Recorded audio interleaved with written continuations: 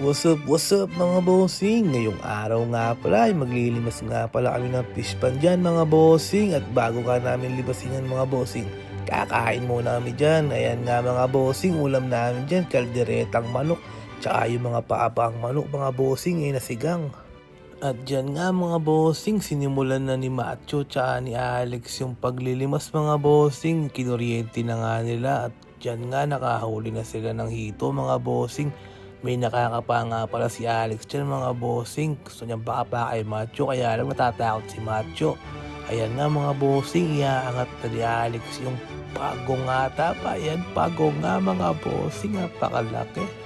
Yan nga pala mga bossing, yung fish pan na yan yung pinamimingwatan namin.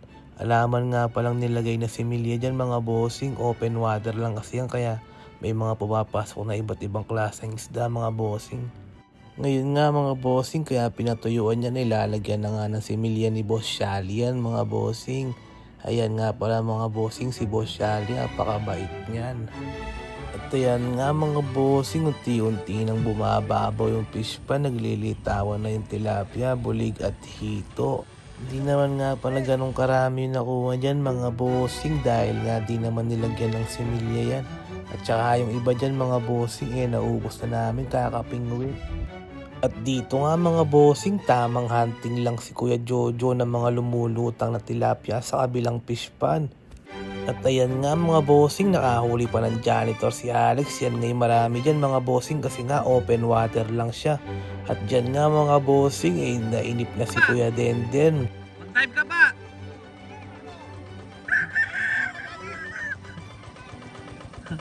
Walang isda! Walang isda! Naubos na sa padwasa mo.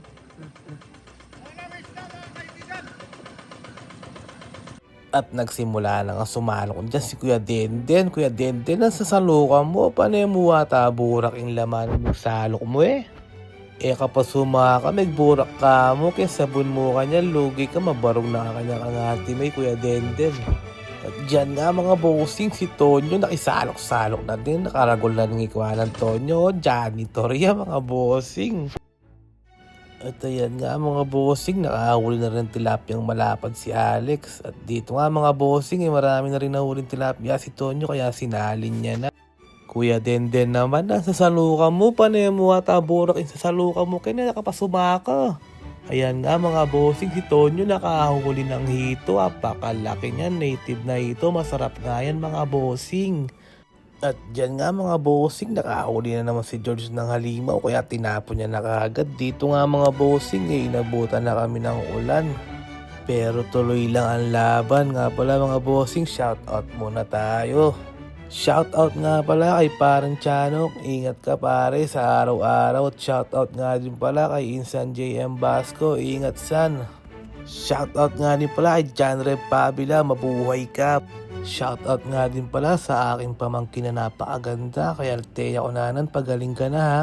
At dyan nga mga bossing, sinasaka na ni Super Tojo yung mga nahuli nilang isda kanina. Ayan nga mga bossing, punong-puno, iba't ibang klaseng uri ng isda yan mga bossing.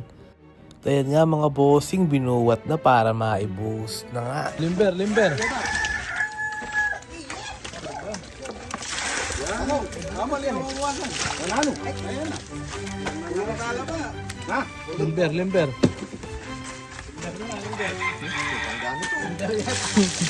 Oh, linggar na limber.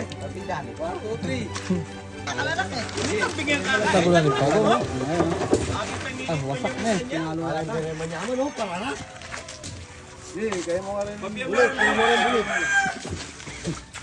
Dito pa nga saan yan. Lami ka niya po talahi. Hindi bro, tingin ay.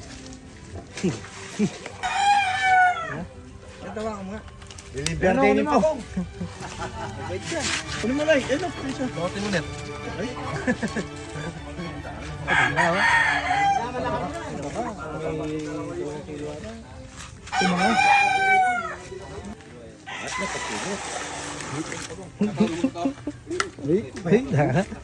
Kaya ka parang talentadong Pinoy.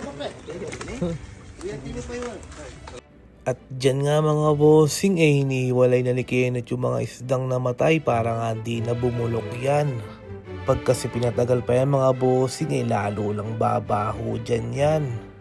At dyan nga mga bossing nakauwi na tayo, may pang-ulam na. Salamat nga pala sa bigay na isda ni Kuya Shali. Ang lalaki nga mga bossing, ang tataba, apakalalapad.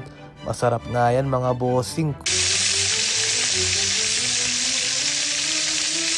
Shoutout nga pala dyan kay Ate Karen Dakis. Ingat palagi.